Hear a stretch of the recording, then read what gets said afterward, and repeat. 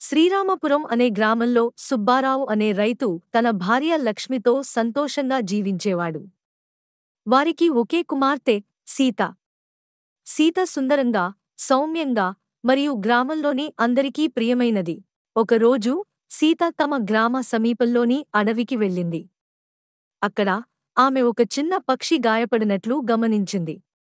సీత దానిని ఇంటికి తీసుకువచ్చి ప్రేమతో సంరక్షించింది.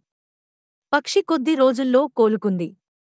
ఇక సీతకు కృతజ్ఞతగా ప్రతి ఉదయం మధురమైన గానంతో ఆమెను మేల్కొల్పేది. ఆ గ్రామంలో రాముడు అనే యువకుడు ఉండేవాడు. అతను సీతను గమనించి ఆమె సౌమ్య స్వభావానికి ఆకర్షితుడయ్యాడు. ఒకరోజు రాముడు సీతను కలుసుకుని తన మనసులోని భావాలను వ్యక్తపరిచాడు. సీత కూడా రాముడిని ఇష్టపడుతూ అతని ప్రేమను అంగీకరించింది. సీత మరియు రాముడు వారి తల్లిదండ్రుల అనుమతితో వివాహం చేసుకున్నారు. వివాహం రోజు గాయపడిన పక్షి తన స్నేహితులతో కలిసి వచ్చి మధురమైన గానంతో వేడుకను ఆనందపరిచింది. సీత మరియు రాముడు సంతోషంగా జీవించారు. ఆ పక్షి వారి జీవితంలో స్నేహం మరియు ప్రేమకు ప్రతీకగా నిలిచింది.